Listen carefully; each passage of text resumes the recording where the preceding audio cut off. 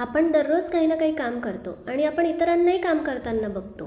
सामान्यतः लिहिणे, वाचणे, दुचाकी चालवणे किंवा काहीतरी उचलून इथून तिथे नेणे याला आपण काम करणे किंवा कार्य करणे असं म्हणतो. पण विज्ञानाच्या भाषेत आपण करत असलेल्या कुठल्याही कामाला कार्य असं नाही म्हणत. तर हे समजून घेण्यासाठी आपण 2 उदाहरणं पाहूया. एक मोठा दगड आहे आणि त्याला एक मुलगा धक्का देतोय, ढकलतोय. आणि अजून एक छोटा दगड आहे, त्याला दुसरा एक मुलगा धक्का देतोय. तो मोठा दगड अजिबात जागचा हलला नाही, पण तो छोटा दगड इथून तिथे नेता आलाय. मग आता विज्ञान असे सांगते की या पहिल्या उदाहरणात काहीही कार्य झाले नाही. जरी तो मुलगा त्या दगडाला ढकलतोय, त्यावर बल लावतोय तरी सुद्धा. आणि याचं कारण असं आहे की तो दगड जिथे होता तिथून अजिबात हलला नाहीये. तर आपण असं म्हणू शकतो की तो दगड हलवण्यासाठी प्रयत्न भरपूर केले गेले, पण कार्य काही झालं नाही.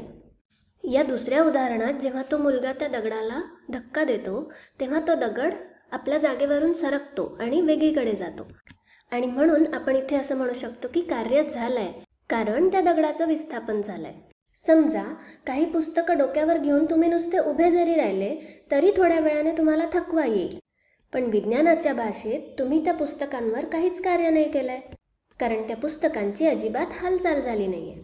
पण आता तुम्ही जर ते पुस्तकं आपल्या हातांनी डोक्याच्या वर उचलले तर मग तुम्ही म्हणू शकता की त्यावर तुम्ही कार्य केलंय, कारण आता ते पुस्तकं त्यांच्या आधीच्या जागेवरून हलले आहे. चला तर मग आता कार्य काय असतं हे अजून व्यवस्थित समजून घेऊया.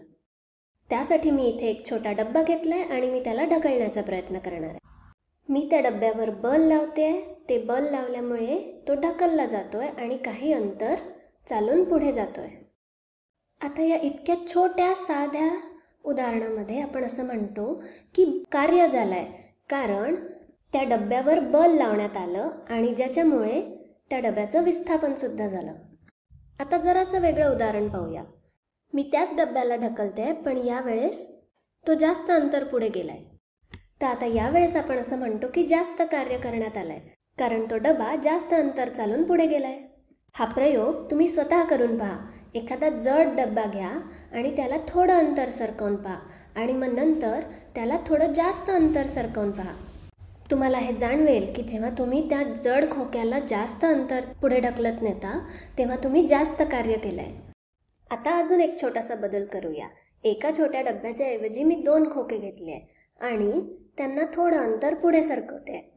इथे मला लक्षात येतंय की 1च्या ऐवजी 2 डबे असल्यामुळे मला त्यांच्यावर जास्त बल लावावं लागतंय, जास्त शक्ती माझी खर्च होते.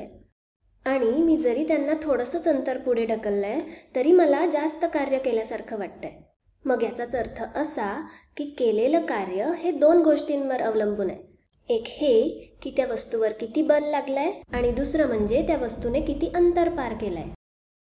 बस, तर एवढंच आहे ते. पुढच्या वेळेस एखाद्या गाडीला धक्का मारताना ती गाडी जर जागेवरून हलली नाही तर कमीत कमी विज्ञानाच्या भाषेत तरी तुम्ही अजिबात काही काम केलं नाही असं म्हणता येईल.